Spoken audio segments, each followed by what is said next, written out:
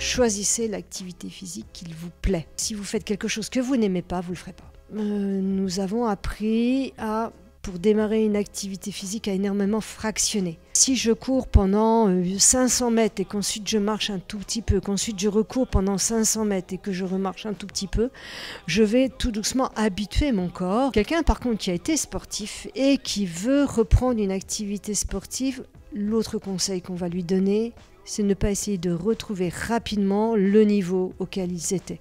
Si j'ai vraiment été champion dans une activité, est-ce que c'est pas le moment d'en changer? Là encore une fois, je parle d'estime de soi et on va avoir du mal, surtout quand on a eu un RIC et qu'il est arrivé comme ça, d'une façon récente. Et on ne va pas retrouver les sensations qu'on avait et ne pas hésiter à prendre des conseils de coach. Ça, les coachs ont une grande importance dans une pratique sportive, je ne dis pas rééducative, hein, sportive.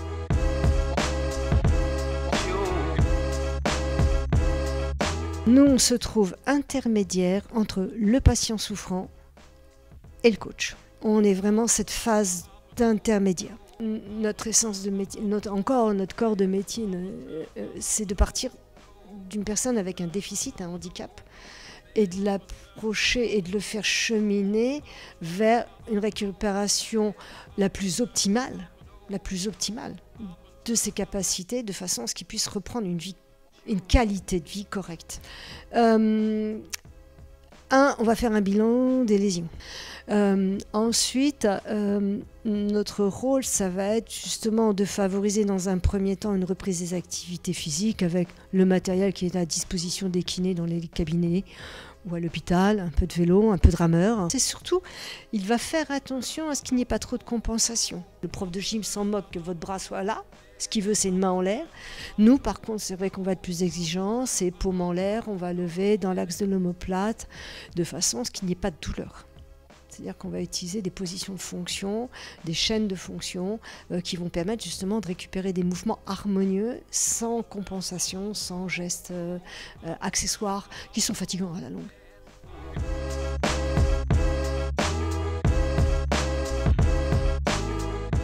On est bien d'accord, ce qu'on a dit précédemment, c'est prendre quelque chose qui vous plaît. 2, si possible, de la faire en compagnie.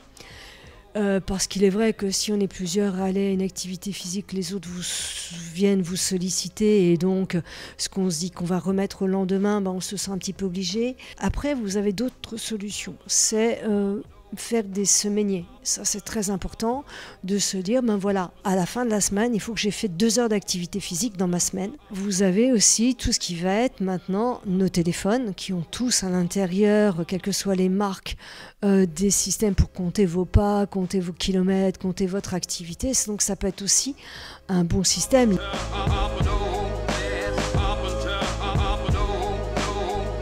Ma devise étant toujours la même, en rhumato, ne rien faire, c'est mal faire. C'est ce que je dis à tous mes patients, si vous ne faites rien, vous êtes sûr de mal faire. De faire, de toute façon, votre corps va vous guider. Vous savez, je crois que c'est un allié très puissant qui est là et qui sait vous limiter, mais qui sait aussi vous réclamer. Quand vous l'habituez à quelque chose, il va y revenir. Le risque, c'est de ne rien faire, ça c'est sûr. Après, est-ce qu'il y a des faux mouvements? Non, d'aller au-delà de ses limites, vous allez avoir des courbatures, mais comme quelqu'un de normal. Et je dirais qu'à la limite, très souvent, les gens vous disent « courbature, c'est génial, ça veut dire que j'ai bossé, quoi ».